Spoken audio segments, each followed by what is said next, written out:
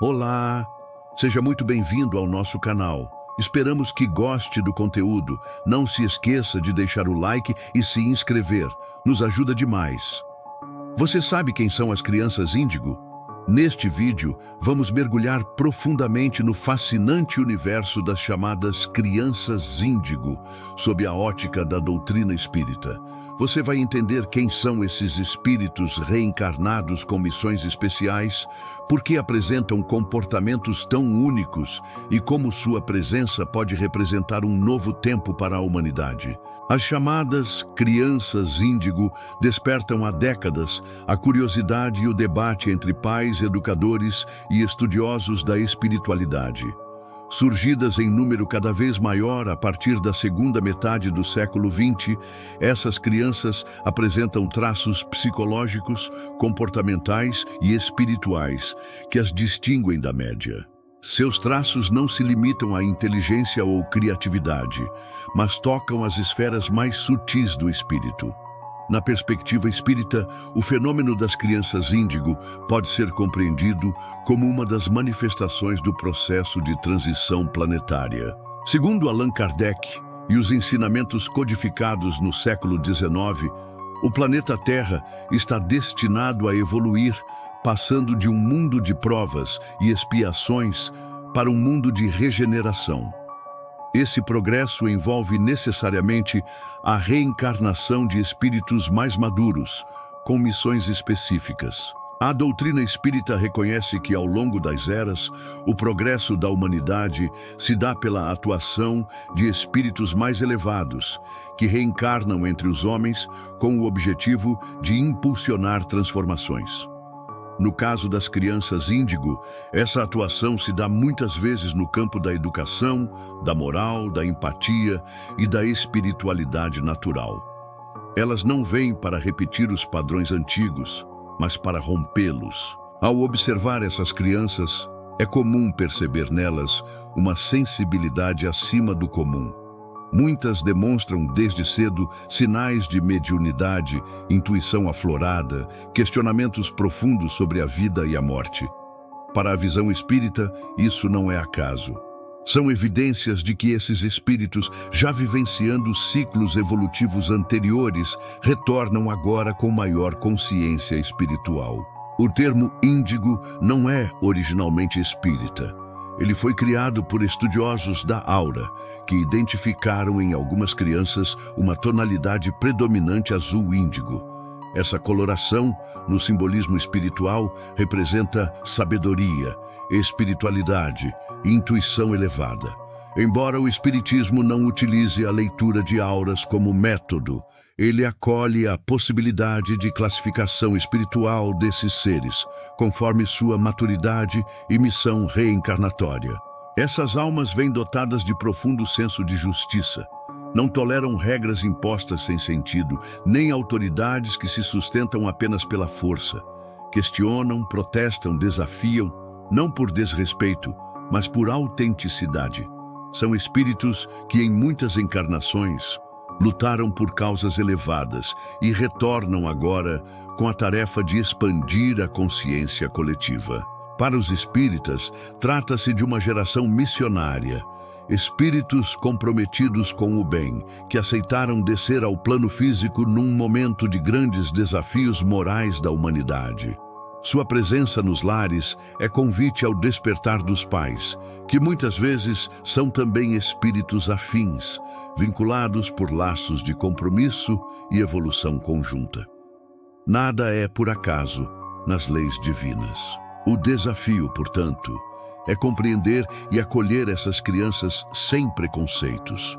A estrutura educacional tradicional nem sempre está preparada para lidar com sua inteligência não linear, sua sensibilidade emocional e sua aversão à repetição mecânica. Elas precisam de diálogo, de afeto, de exemplos coerentes. Mais do que obedecer, elas desejam compreender. A doutrina espírita nos convida a olhar além da forma, Assim, quando observamos uma criança índigo, não devemos nos prender apenas ao comportamento. É preciso perceber a alma por trás dos gestos, as experiências acumuladas em outras vidas e a missão que carrega nesta existência. Cada reação pode conter um ensinamento profundo. Essas crianças, muitas vezes, enfrentam incompreensão. Pais e professores se deparam com atitudes que não se enquadram nos padrões. Mas o Espiritismo ensina que espíritos mais evoluídos frequentemente se sentem deslocados em sociedades ainda materialistas. Eles não se ajustam a normas cegas, porque suas almas vibram em outra frequência. Há algo de profundamente espiritual na inquietude dessas crianças. Elas não se conformam com a mentira, com o autoritarismo, com a superficialidade. E, em muitos casos, trazem lembranças vagas de planos espirituais, do mundo maior, do compromisso assumido antes de reencarnar. Por isso parecem mais conscientes, mesmo sem saber exatamente por quê. O Espiritismo compreende que a infância é um período de esquecimento temporário das vidas passadas. Mas em algumas dessas crianças, o véu se torna mais tênue. Elas mantêm intuições, percebem presenças espirituais, têm sonhos que se aproximam da lucidez. São sinais de que sua conexão com o mundo espiritual ainda está viva. É importante destacar que o conceito de criança índigo, embora popular, não é uma classificação rígida. Na visão espírita, cada espírito tem sua história única, seu grau de adiantamento, suas necessidades kármicas. O que as une é o comprometimento com o progresso e uma energia renovadora que as impulsiona a transformar o meio em que vivem. Os lares que recebem essas crianças também não são escolhidos ao acaso.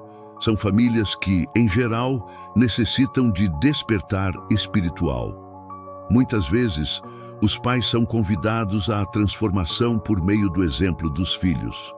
Um filho índigo pode ser o catalisador da fé, do estudo espiritual, da reforma íntima dos adultos ao seu redor.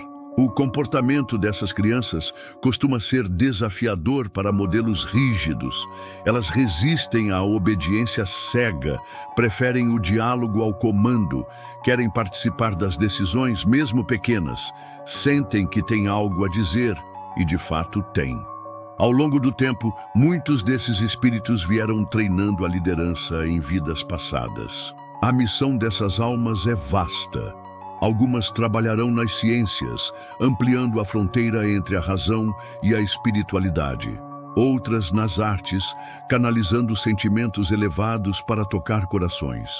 Outras tantas atuarão nos bastidores da educação, da política, da saúde. Todas elas trazem em si o impulso da regeneração. Na visão dos espíritos superiores, revelada por meio das obras básicas do Espiritismo, a Terra encontra-se num momento decisivo de sua trajetória evolutiva.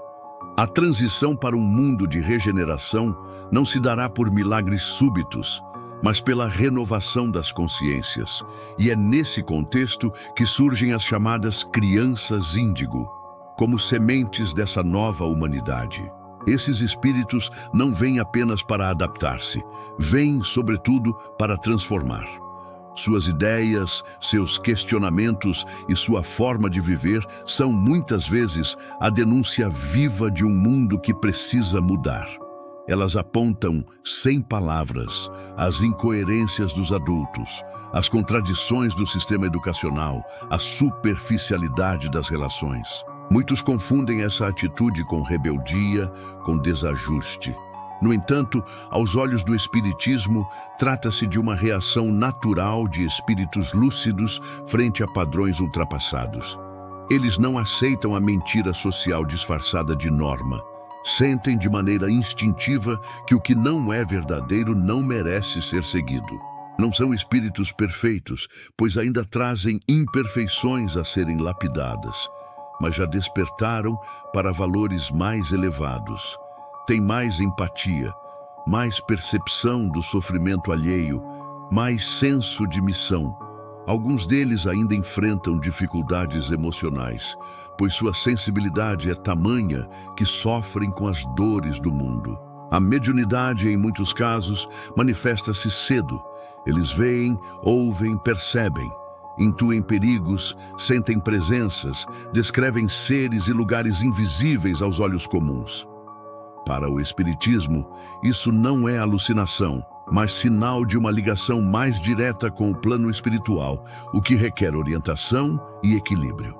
Pais e educadores, ao lidarem com essas crianças, precisam mais do que fórmulas pedagógicas. Precisam de consciência espiritual. É preciso ouvir com o coração, acolher com paciência, educar com firmeza amorosa. Elas não foram enviadas ao mundo para serem moldadas, mas para, por meio do exemplo, ajudarem a moldar um novo tempo. Não se trata de idolatrá-las ou supervalorizá-las. Elas também erram, também têm lições a aprender. No entanto, merecem ser vistas como seres espirituais em missão. Cada um de seus gestos pode ser um convite ao despertar coletivo. Elas não são um fim em si, mas um meio para que todos nós possamos evoluir. O Espiritismo ensina que a educação verdadeira é aquela que forma valores eternos. Por isso, ao educarmos uma criança índigo, estamos não apenas instruindo um ser, mas dialogando com uma alma que já caminhou muito e que talvez nos ajude a caminhar melhor. Elas vieram para servir à luz e esperam que sejamos capazes de reconhecer essa luz. É necessário compreender que esses espíritos não escolheram tarefas fáceis. Reencarnar num mundo ainda marcado por desigualdades, por violências sutis e explícitas, por estruturas que resistem ao novo, é um ato de coragem espiritual. Eles aceitaram essa missão, movidos pela esperança de colaborar com a regeneração da humanidade. O plano espiritual coordena esses retornos com sabedoria. Nada é aleatório.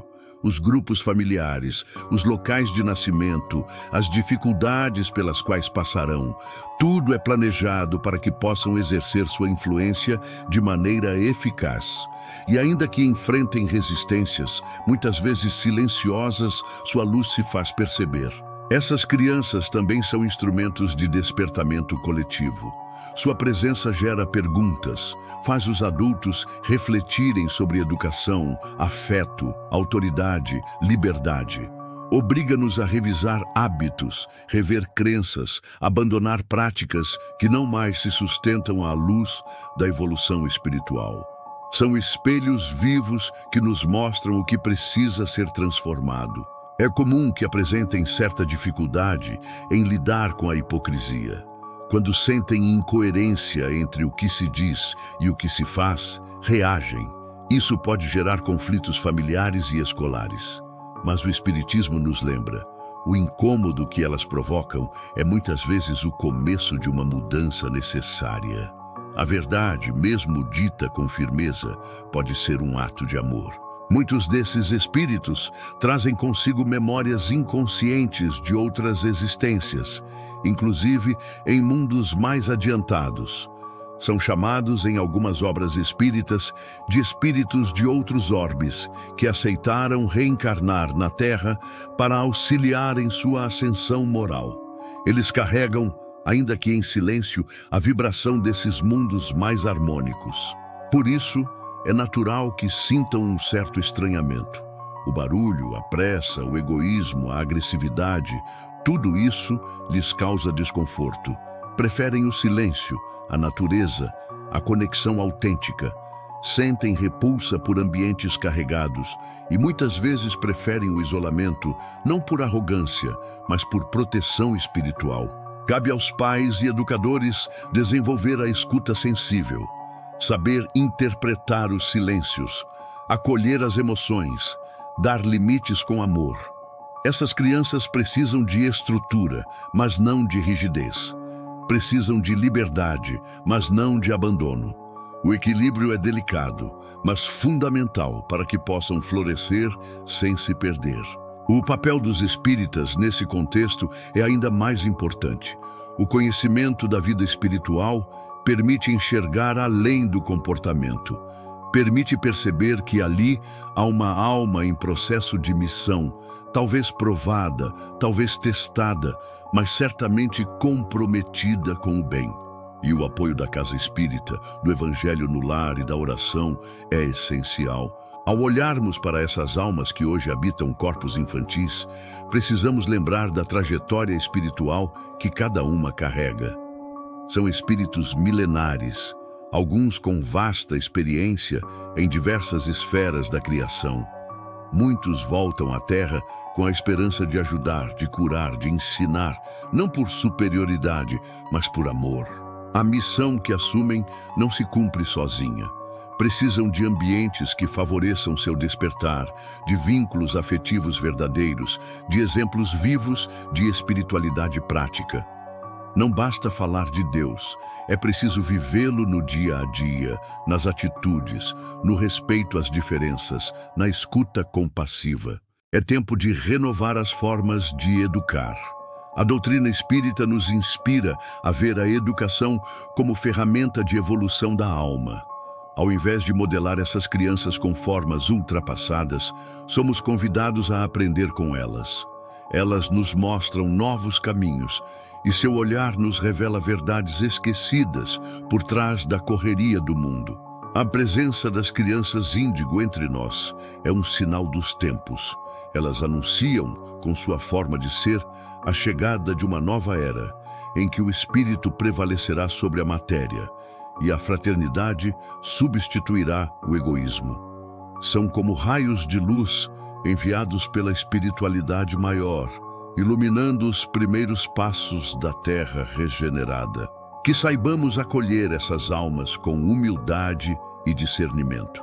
Que sejamos instrumentos de apoio em suas jornadas e que possamos reconhecer, por trás de suas atitudes desafiadoras, o chamado silencioso de um espírito em missão.